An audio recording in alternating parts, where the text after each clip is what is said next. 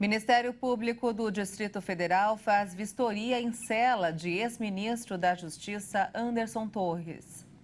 Investigação apura se invasores conheciam plantas do Planalto e da Câmara. E você vai ver também. Operador nacional do sistema elétrico registra 5º ataque à torre de energia. Nepal encontra caixa preta de avião após acidente mais mortal em 30 anos. Dia histórico na Itália. Depois de 30 anos, a polícia consegue prender o líder da máfia Cosa Nostra. Ginasta ucraniana de 9 anos tem sonho olímpico ameaçado por guerra. Agora no Jornal das 18h30.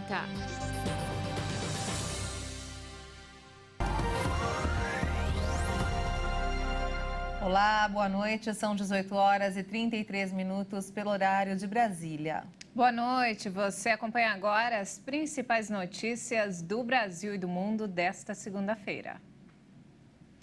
Uma investigação da Polícia Civil e da Polícia Federal do Distrito Federal apura se os invasores responsáveis pelo ataque no dia 8 de janeiro conheciam as plantas do Planalto e da Câmara na sede dos três poderes.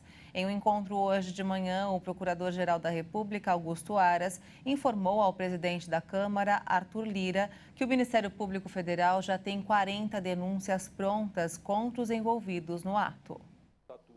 Nessa segunda-feira, o interventor Ricardo Capelli contou que um sargento e outro oficial que estavam em campo no dia e ficaram feridos levantaram essa hipótese de que os invasores conheciam a planta do local. Capelli estava acompanhado pelo presidente da Câmara, Arthur Lira, e também da governadora do Distrito Federal, Celina Leão. Celina disse que pretende chegar a 500 policiais para fazer a segurança da região. Até agora, 1.395 pessoas foram presas acusadas pelo ataque à Praça dos Três Poderes, segundo a Secretaria de Administração Penitenciária. A Polícia Civil está ajudando na identificação dos participantes em conjunto com a Polícia Federal. O ex-ministro da Justiça, Anderson Torres, foi preso em Brasília neste sábado ao voltar dos Estados Unidos, mas não trouxe o celular. Ele deve continuar preso até prestar depoimento ou até que haja nova decisão do Supremo Tribunal Federal. O Ministério Público do Distrito Federal fez uma inspeção na cela do ex-ministro Anderson Torres, suspeito de ter facilitado a ação dos manifestantes nos ataques às sedes do Congresso, do STF e ao Palácio do Planalto.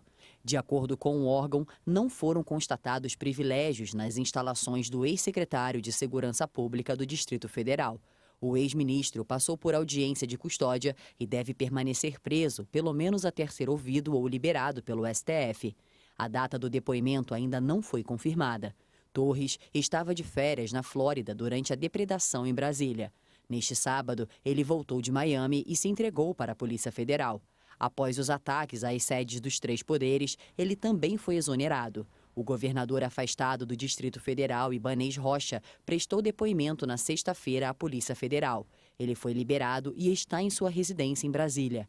As estratégias de defesa de Ibanez Rocha e de Anderson Torres seguem caminhos que os colocam em lados opostos. Ibanez diz ter sido enganado pela equipe da secretaria e o ex-titular da pasta alega que não teria participação porque não estava em Brasília no dia dos ataques criminosos.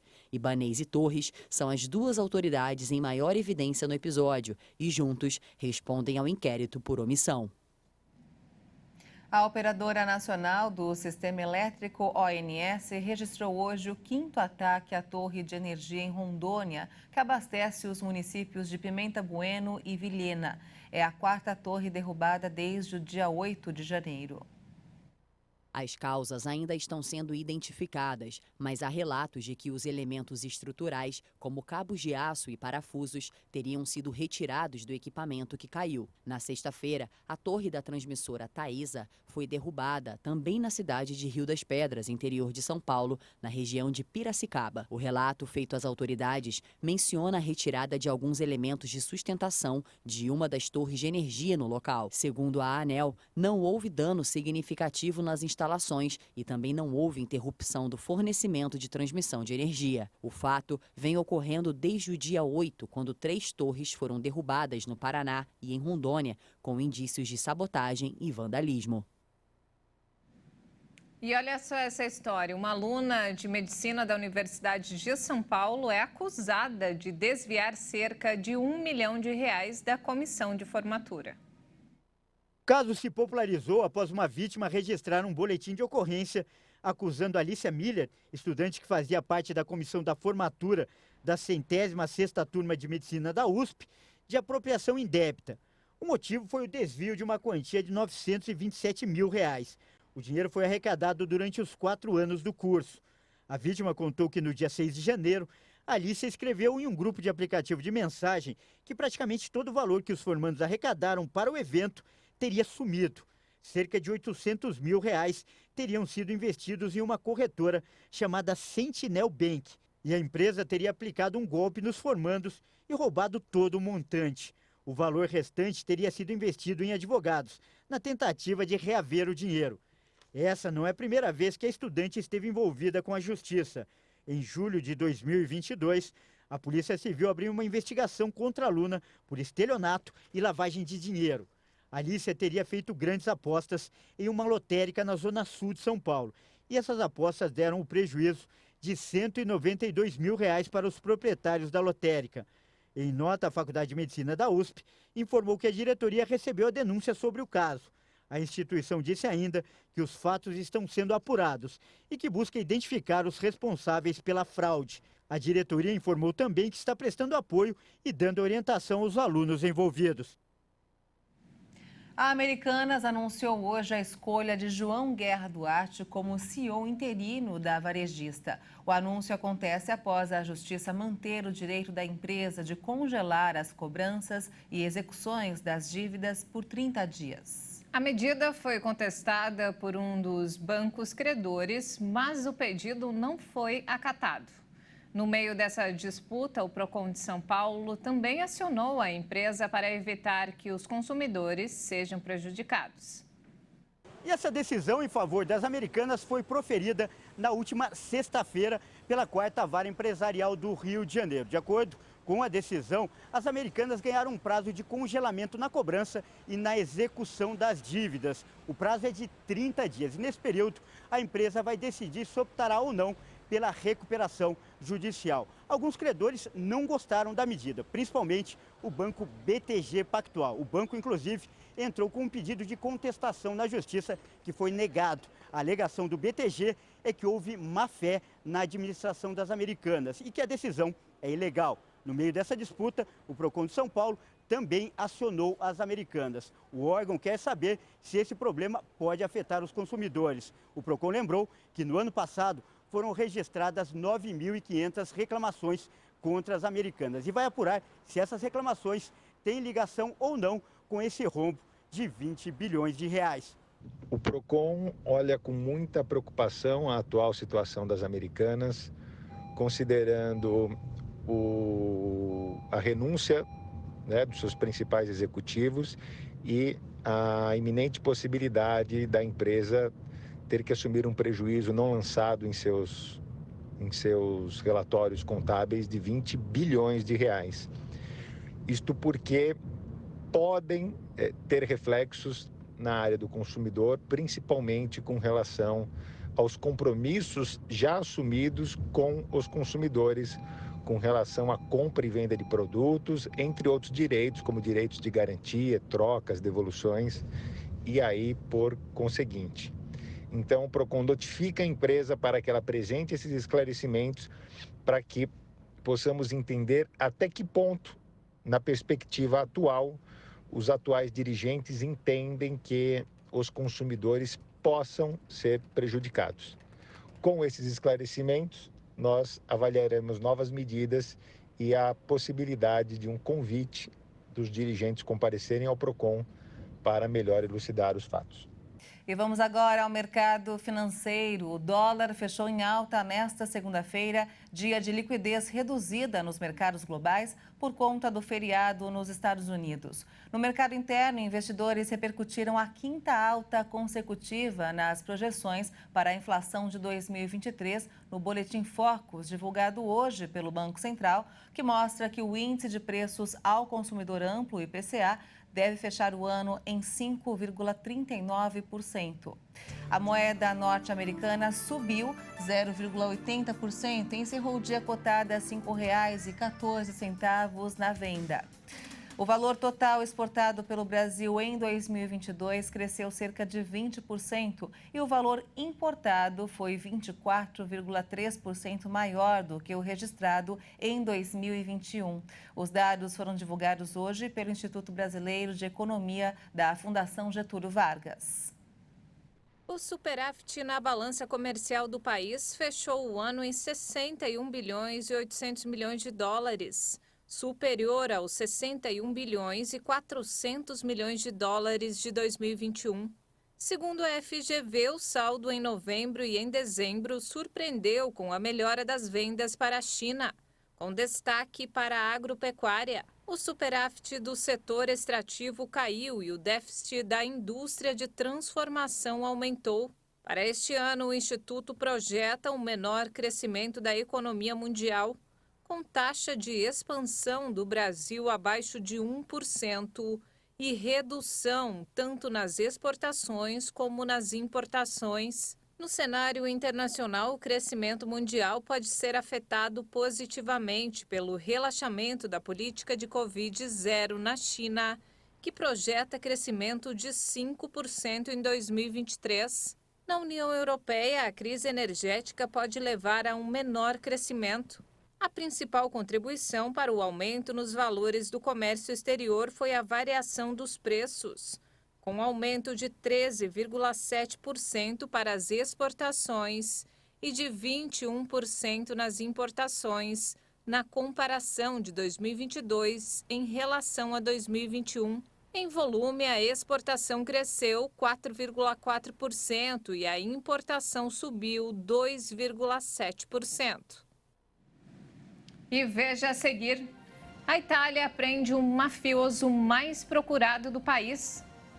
E ainda, ginasta ucraniana de 9 anos tem sonho olímpico ameaçado por guerra. Nós voltamos em instantes, até já.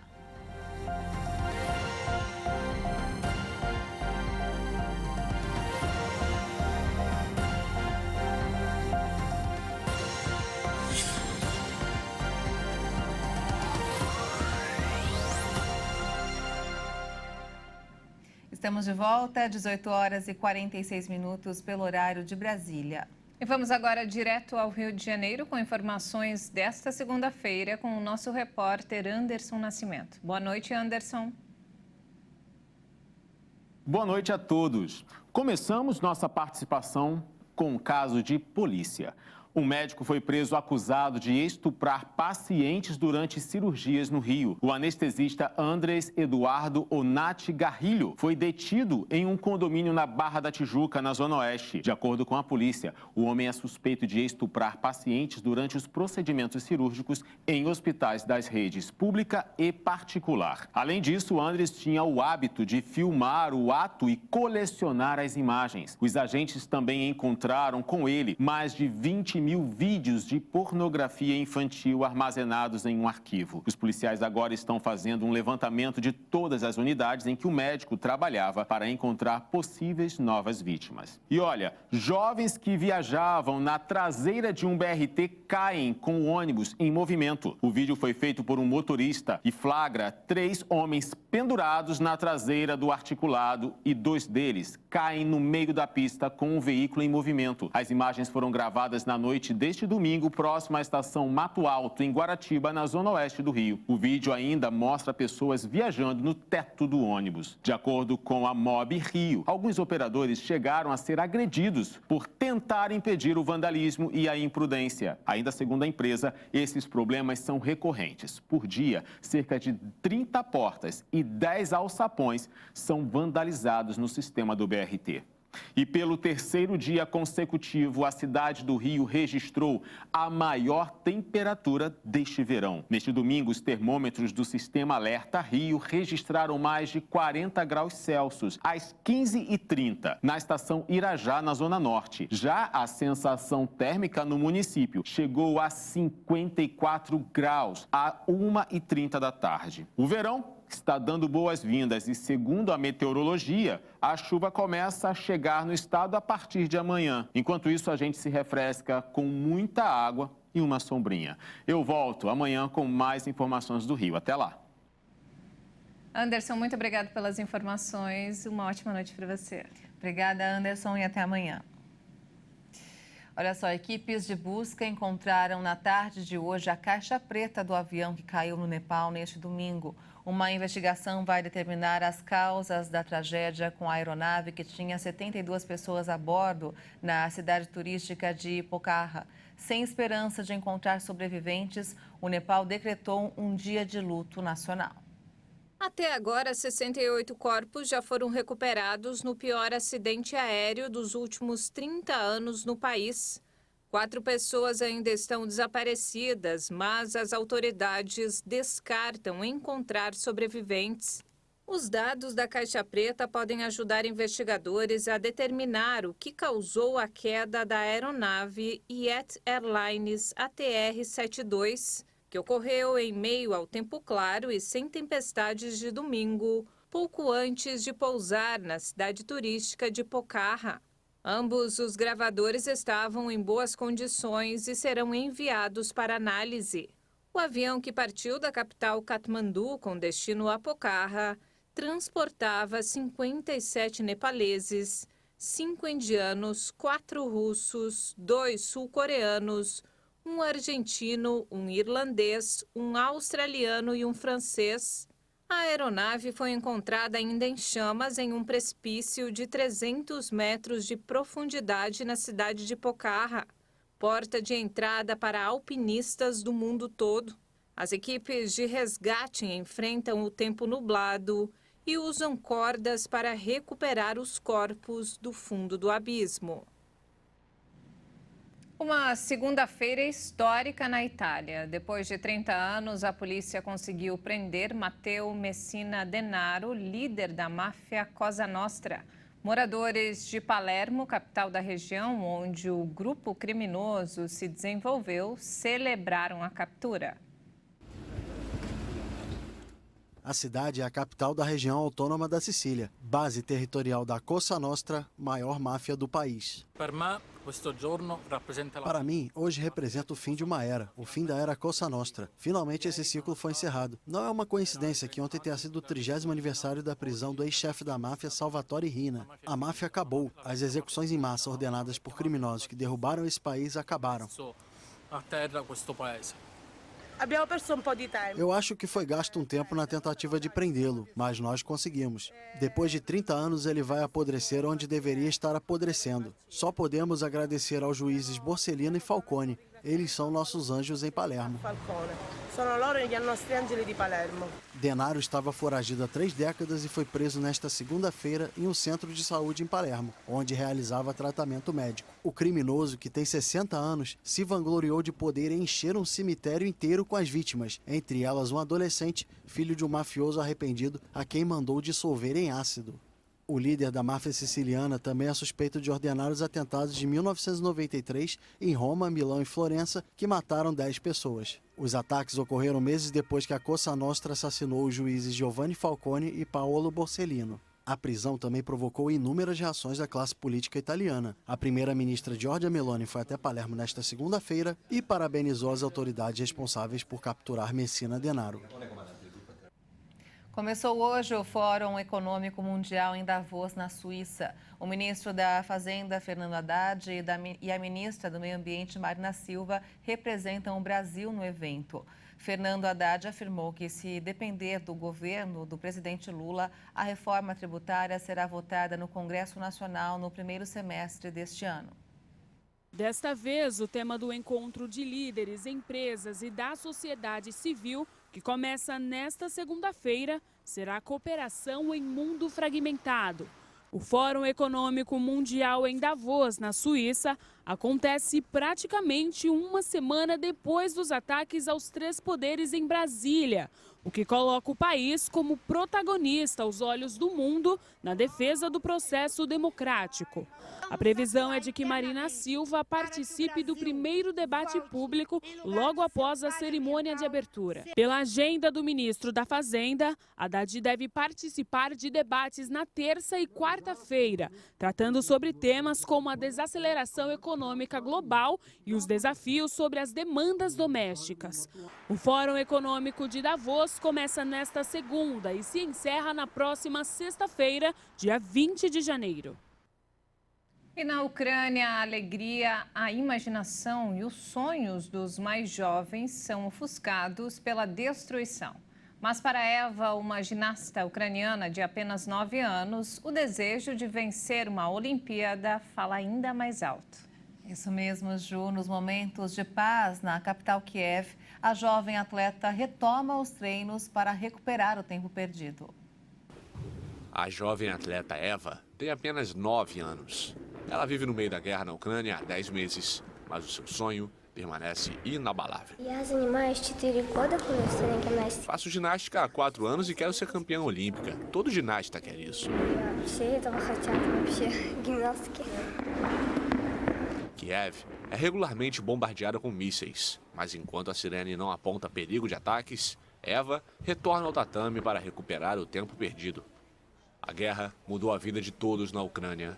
E para a pequena ginasta, seus companheiros de equipe e sua treinadora também impôs obstáculos que antes não existiam no treinamento.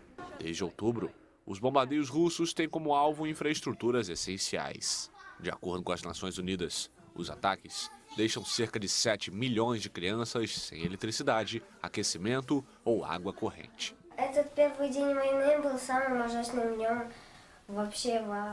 O primeiro dia da guerra foi o pior dia da minha vida. A gente acordou em pânico porque tinha uma sirene aérea e você não tem ideia do que fazer. Dá medo. Não queríamos nem levantar porque não sabíamos o que fazer. O contexto de guerra é complicado para as crianças suportarem. De acordo com o balanço das autoridades ucranianas, mais de 400 morreram desde o início da invasão. Estimativas da ONU indicam que mais de 2 milhões de crianças fugiram para o exterior e 3 milhões foram deslocadas internamente entre fevereiro e junho de 2022. Enquanto isso, Eva e seus companheiros seguem firmes com a chama da esperança acesa para o futuro. Muito triste, hein? Vamos torcer para que esse conflito termine logo. Quase no próximo mês, né? Já. Um ano de guerra. E as crianças, ninguém, na verdade, merece passar por isso, né? E não temos mais tempo, essa edição fica por aqui. Mais informações ao longo da nossa programação. Obrigada pela companhia. Obrigada pela sua companhia, uma boa noite para você e até amanhã. Tchau.